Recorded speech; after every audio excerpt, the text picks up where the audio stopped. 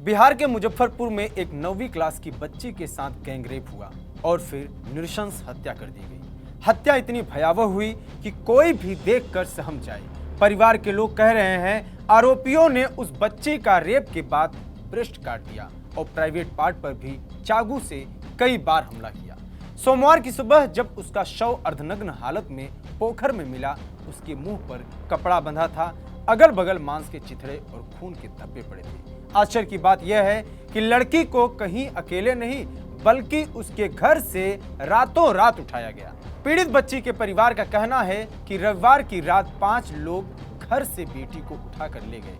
उन्होंने कहा कि तुम्हारी बेटी के साथ रेप करेंगे। बच्ची की मां ने थाने में एफआईआर लिखवाया, जिसमें उन्होंने कहा रविवार की रात मेरे पति और बेटा घर के बाहर सोए थे। घर के अंदर मैं, मेरी छोटी बेटी और मेरी एक विधवा बेटी सोई थी। तभी देर रात 3 बाइक से संजय राय अपने साथियों के साथ आया। पति और बेटे को गाली दी, मुझे पीटते हुए पूछा कि तुम्हारी बेटी कहाँ है, उसको मेरे सामने लाओ, उसका बलात्कार करेंगे और उसकी हत्या कर देंगे। फिर दरवाजे का फाटक तोड़कर घर में घुस गया और हम लोगों के साथ भी मारपीट करने लगा। चाकू और हथियार दिखाते हुए कहा कि अगर इसे नहीं ले जाने दिए या हल्ला करोगी तो तुम्हारे पति और बेटे की अभी हत्या कर देंगे। हथियार के दम पर बेटी का मुंह दबाकर उठा ले गए। हम लोगों ने शोर मचाया, आसपास के लोगों की मदद से काफी खोजबीन की, कहीं पता नहीं चला। दूसरे दिन 12 तारीख को लोगों से पता चला कि एक पोखर किनारे बच्ची का कपड़ा मिला। वहां काफी खून बहा हुआ था और उसके शरीर का बाल और मांस का टुकड़ा पड़ा हुआ था। वहीं पोखर में उसकी लाश, हाथ और पैर बंधा हुआ था, जिसे पहचान किया गया तो मेरी बेटी की लाश थी। यह सब कुछ एफआईआर की कॉपी में लिखा है, क्योंकि पुलिस ने अभी तक कुछ भी क्लियर नहीं किया है। मुजफ्फरपुर के एसपी ने क्या कहा वो भी सुन लीजिए। 12 अगस्त को पारू थाना के अंतर्गत एक मामला प्रकाश में आया था। लालू छपरा एक गांव है, वहां पे 14 वर्ष की एक बच्ची है, उनका शव प्राप्त हुआ था।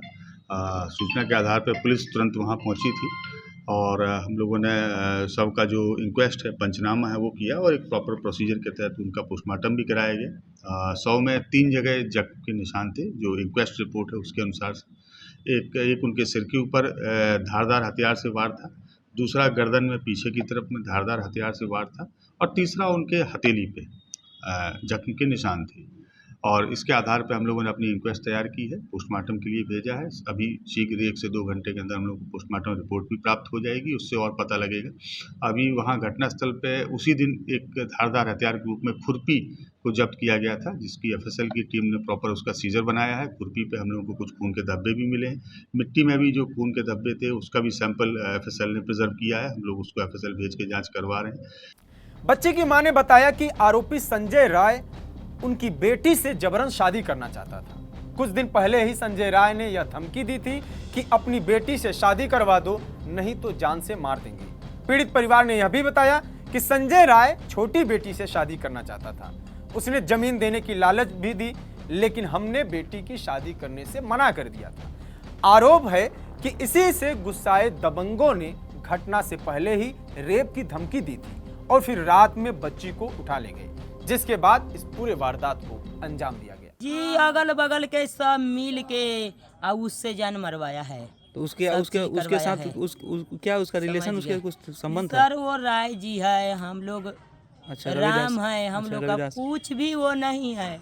सब हमारे ही अगले बगले के सब चीज करवा के धरवा के बिना सीआईडी के कहीं कौन यादव है? कौन राय है? समझ गए, तो राय जी है, संजय राय है। घर आपके क्या नाम बताएं उसका? संजय राय। संजय राय वो शादीशुदा है? संजय राय जी आधा वयस है, बूढ़ा जैसा है वो, आधा वयस है। तो उसके शादी करने के लिए बेचैन थे? हाँ समझ गए। ये सब ये घर का आमने सामने वाला ठीक है, उसको बैठा फिर ऐसा हादसा क्यों किया? सब चीज क के ध के जब देखा ना कि मम्मी हमारी नहीं है, हमारे घर में कोई जेंट्स नहीं है, हम चले गए तो सब 8-9 गुरन उस जगह बैठे थे।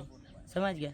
जब हमारे बेटा बेटी हम चले गए, जैसे ही जा रहे हैं रेवा में जाके जल बोझ रहे हैं, वैशाली तक ले गए, तब वहीं तक ले यहाँ से फ़ोन कर रहा है, ठीक है, कि घर में आदमी ना है। जब रात को खोजा, जब घर में आदमी अगल बगल में सबसे पूछा, कृपा के देख लिया ऐसे वैसे फला चिल्ला, सब बसवारी जगह सब जगह आत्मा कुटमैता सब जगह फुना फुनी राते में जब ऐसा बात बोला तो हम का जाए वहाँ, लौट के फिर वहाँ से हम लेके बचा लेके भागल यहाँ आए। सारा आदमी लाश जाके वहाँ पर देख रहा था, लेकिन कोई आदमी ना हम लोग के बता रहा था, हमारा घर परिवार के लोग के, कि हाँ तुम्हारा लड़की के वहाँ जान मार दिया हुआ है। इस घटना के बाद आरोपी और उसके घर वाले फरार हैं। पुलिस अधिकारियों ने आरोपियों को जल्द गिरफ्तार करने का आश्वासन दिया है, लेकिन पीड़ित परिवार और परिजनों का आरोप है कि पुलिस सुस्त दिख रही है।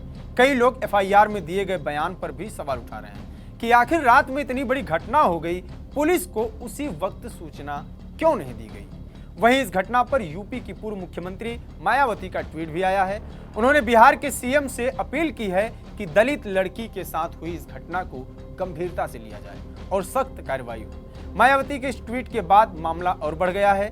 बुधवार को ग्रामीणों ने पुलिस प्रशासन के खिलाफ नारेबाजी की और कहा कि अगर 24 घंटे के अंदर पुलिस आरोपियों को गिरफ्तार नहीं करती है तो हम थाने का घेराव और नेशनल हाईवे को जाम करेंगे। अगर कार्रवाई नहीं करती है, अपराधियों पर अगर खौफ पुलिस का नहीं होता है, कानून का शासन नहीं होता है, तो यह अपराध के खिलाफ और बच्ची के न्याय दिलाने के लिए इतना ही नहीं, हम मांग करते हैं कि जो पोर्न जो साइट है उसको बंद करे और समाज के जो महिलाएं हैं, बच्ची हैं, छात्राएं हैं, उन पर जो हमले हो रहे हैं, उनको जो उनके साथ जिस तरह से घटनाएं बलात्कार की घट रही है, इस पर अविलंब सरकार रोक लगाए, अन्यथा हमारा संगठन एसोसिएशन कम्युनिस्ट आम तमाम जो बुद्धिजीवी हैं, छात्र नौजवानों को लेकर माने एक आंदोलन माने जो ये अपराध विरोधी आंदोलन खड़ा करेगी। इसी उद्देश्य से आज हमारा यह प्रतिमा कर रहा है। क्या लगता है आरोपित किसी पार्टी के समर्थक भी है क्या?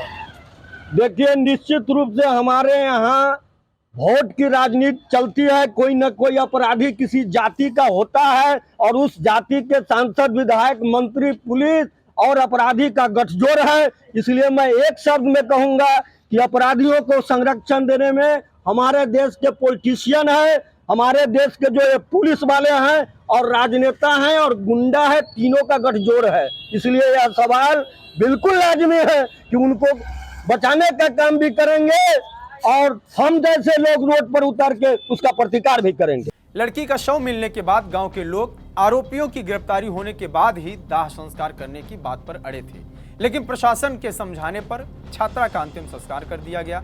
इस मामले में अभी बहुत कुछ आना बाकी है। जो भी नया अपडेट मिलेगा आप तक पूरी खबर पहुंचाएंगे। बिहार जुड़ी तमाम खबरों के लिए बने रहिए TV9 बिहार झारखंड के साथ। नमस्कार।